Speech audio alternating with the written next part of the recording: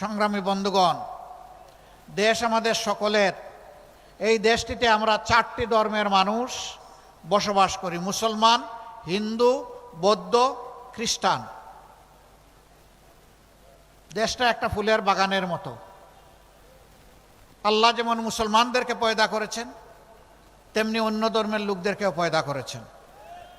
আমরা কেউ আল্লাহর কাছে আবেদন করে এই দেশে পয়দা হইনি, আল্লাহ তার ইচ্ছা মতো পয়দা করেছেন। আল্লাহ সকলের রিজেক দাতা, সকলকে সম্মান দেন। আপনার আমার কোনো অধিকার নেই ধর্মের ভিত্তিতে কাউকে আঘাত দেওয়ার, কারো ক্ষতি করার কোনো অধিকার আমাদের নেই। বরঞ্চ আমাদেরকে মিলেমিশে একটা উন্নত মানবিক সমাজ এখানে গড়তে হবে। ধর্ম চাপিয়ে দেওয়ার বিষয় নয়, ধর্মীয় মানুষের অন্তরের আবেগ দিয়ে গ্রহণ করার বিষয়। অতএব কোরআনের সুস্পষ্ট নির্দেশনা, লা ইকরাহা ফিদ্দিন, দিনের ব্যাপারে কোনো জবরদস্তি চলবে না। আমরা বাংলাদেশকে ন্যায় ইনসাফের বাংলাদেশ গড়তে চাই। অনেকে বলে এটার মডেল কি হবে? এটা কি ইরান হবে, না আফগানিস্তান হবে, না পাকিস্তান হবে? আমরা বলি না, এটা বাংলাদেশ হবে। আর যদি মডেল বলেন, তাহলে দুনিয়ার সর্বশ্রেষ্ঠ স্বীকৃত শাসন, যেটা আল্লাহর নবী মুহাম্মদুর রাসূলুল্লাহ সাল্লাল্লাহু আলাইহি ওয়াসাল্লাম জগৎবাসীকে উপহার দিয়েছিলেন, যেখানে সকল ধর্মবর্ণের মানুষের অধিকার নিশ্চিত হয়েছিল, সেই মদিনার মডেল আপনি বলতে পারেন। এর বাইরে আমাদের কাছে কোনো মডেল নাই ভাই।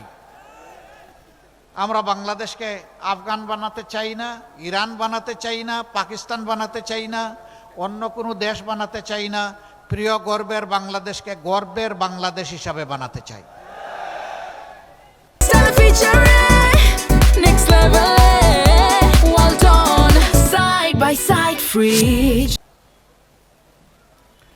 আমরা মিথ্যা কোনো আশ্বাস নির্বাচন সামনে রেখে দিচ্ছি না, দিব না। যা আমরা পারবো না তা আমরা বলবো না, যা আমাদের কর্তব্য বলে মনে করি শুধু তাই বলবো। আমরা কাউকে ভাই বেকার ভাতা দিব না। বেকার ভাতার মানে হচ্ছে বেকারের কারখানা তৈরি করা। আমরা কোনো বেকারের কারখানা তৈরি করব না।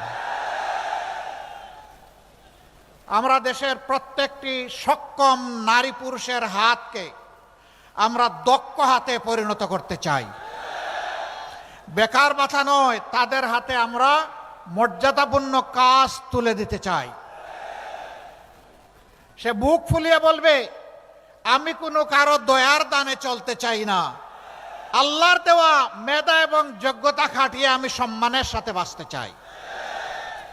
এইভাবে যখন প্রত্যেকটি নারী পুরুষ দক্ষ হয়ে উঠবে, আত্মবিশ্বাসী হয়ে উঠবে, সেই দিনই বিশ্বের বুকে মাথা উঁচু করে দাঁড়ানো একটা বাংলাদেশ গোটা বিশ্ব দেখতে পাবে ইনশাআল্লাহ।